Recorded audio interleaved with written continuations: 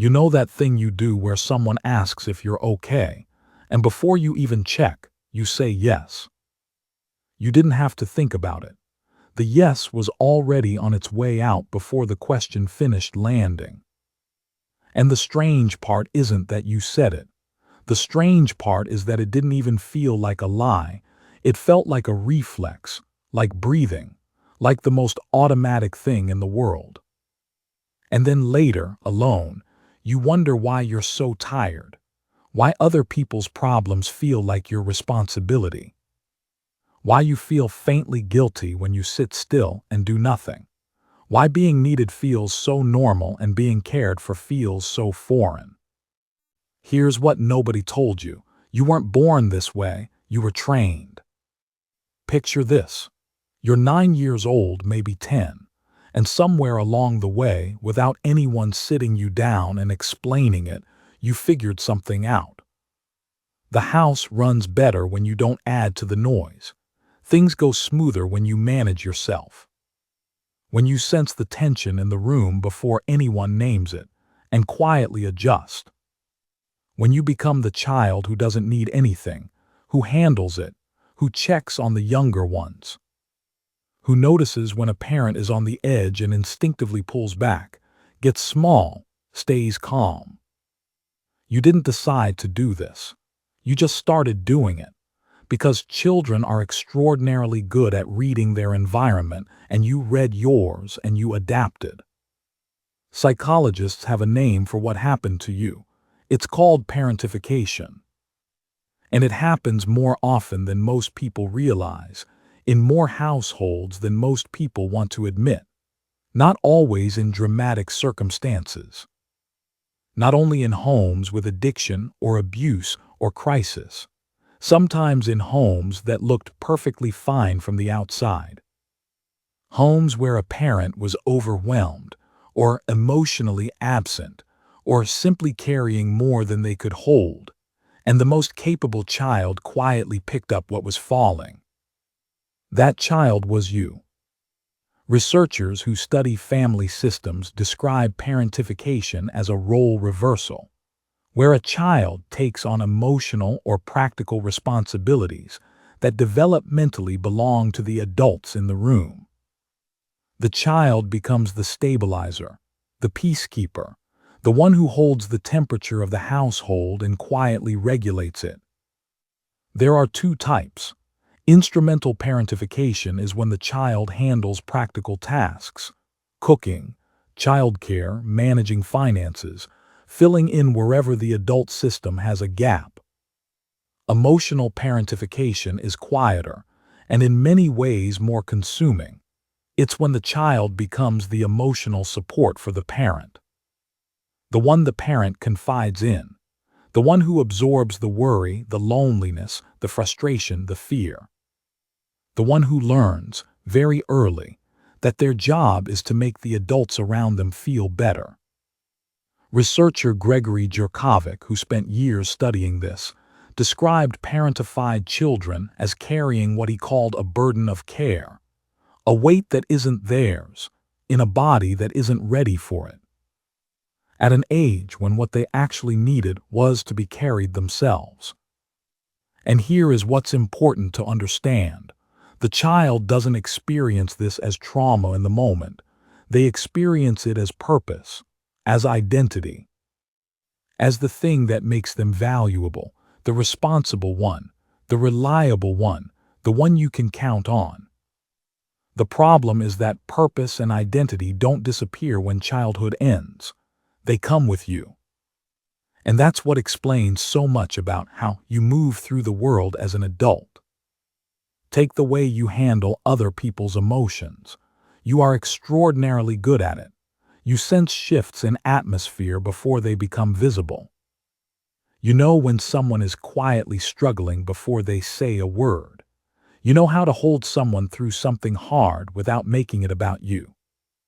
People call you a natural caregiver. They call you empathetic. They call you easy to talk to. And you are all of those things, but there's something underneath them that doesn't get named. You didn't develop those skills because you were born unusually sensitive. You developed them because, as a child, reading the emotional state of the adults around you was a survival skill. You needed to know if the atmosphere was safe. You needed to track moods the way other kids tracked the weather, because the weather in your house had consequences. Psychologists call this hypervigilance to emotional cues, and it's one of the most consistent traits found in adults who took on caretaking roles in childhood. You became an expert at other people, and in becoming an expert at other people, you had very little time left over to become an expert at yourself. Which is why, as an adult, you can describe someone else's emotional state with stunning accuracy and struggle enormously to describe your own.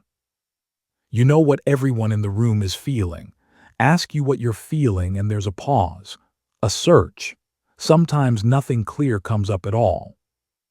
Then there's your relationship with asking for help, and this one runs deep.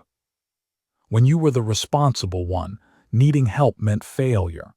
It meant you were adding to the load instead of relieving it. The entire architecture of your worth was built around being capable, being steady, being the one who manages rather than the one who needs managing. Asking for help threatened that architecture. So you learned not to ask. You learned to figure it out yourself. You learned to look like you're fine long past the point where fine stopped being true. And now, decades later, the idea of letting someone help you, really help you, not just with practical tasks but with the heavy things, produces an anxiety you can't quite explain. It doesn't feel like gratitude. It feels like debt. It feels like exposure. It feels like something might be taken away. And there is something worth saying about the guilt that appears when you say no, when you choose yourself, when you stop picking up what someone else dropped. That guilt isn't a moral failing. It's a trained response. For years, the system you lived inside told you, not always in words, that your job was to make things easier for everyone else. The guilt is just the system enforcing its rules, long after you left the house, long after the original need has gone. Now here's the part that would be a disservice to leave out, because there's a shadow side to all of this, and it would be dishonest to dress it up as something other than what it is. The same hypervigilance that makes you extraordinarily attuned to others also makes it very hard to stop. You don't just turn it off when you walk into a room where it isn't needed. You're scanning even when there's nothing to find, reading people who aren't in crisis, managing situations that aren't asking to be managed, solving problems that would have resolved themselves fine without you. The skill became a habit, and the habit doesn't always know when to rest. The same capability that makes you reliable can make you controlling in ways you don't intend. Because somewhere underneath the helpfulness is a child who learned that if things are going to be okay, you are the one who has to make them okay. That belief doesn't always present as generosity. Sometimes it presents as an inability to let anyone else handle anything, an inability to believe things will work out unless you're the one working them out. And the relationships. This is the hardest part. People who were the responsible child often end up, over and over, in relationships where they are responsible for the other person's emotional world. It doesn't feel like a pattern while it's happening. It feels like love. It feels like being needed. It feels familiar. That familiarity isn't an accident. Familiar feels like home, even when home was something you had to carry on your back. But here is what gets missed in every conversation about this. What you built in that house, in that role you never asked for, is real. The emotional intelligence, the ability to hold complexity without falling apart, the capacity to show up for someone without needing the moment to be about you, the patience, the steadiness, the deep, unshakable sense that you can handle hard things because you have handled hard things quietly from a very young age. Those are not small things. They are some of the rarest things. The problem was never your capability. The problem was the cost it was extracted from you before you were old enough to choose it, before you had the tools to understand what was happening, before anyone told you that being a child also meant being allowed to need things.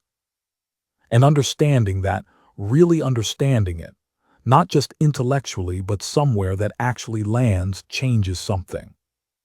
Because once you see the origin of the pattern, it stops being your personality and starts being a response. And responses can change. Slowly, with a lot of patience, with the same quality of care you have always offered to everyone else, finally offered to yourself. There's a particular kind of exhaustion that doesn't show on the outside, that you carry very quietly, that other people don't see because you learned, a long time ago, to look like you were fine. Not because you were pretending, but because fine became the version of you that kept things stable. That made the room easier. That took one thing off the plate of someone who was already overwhelmed.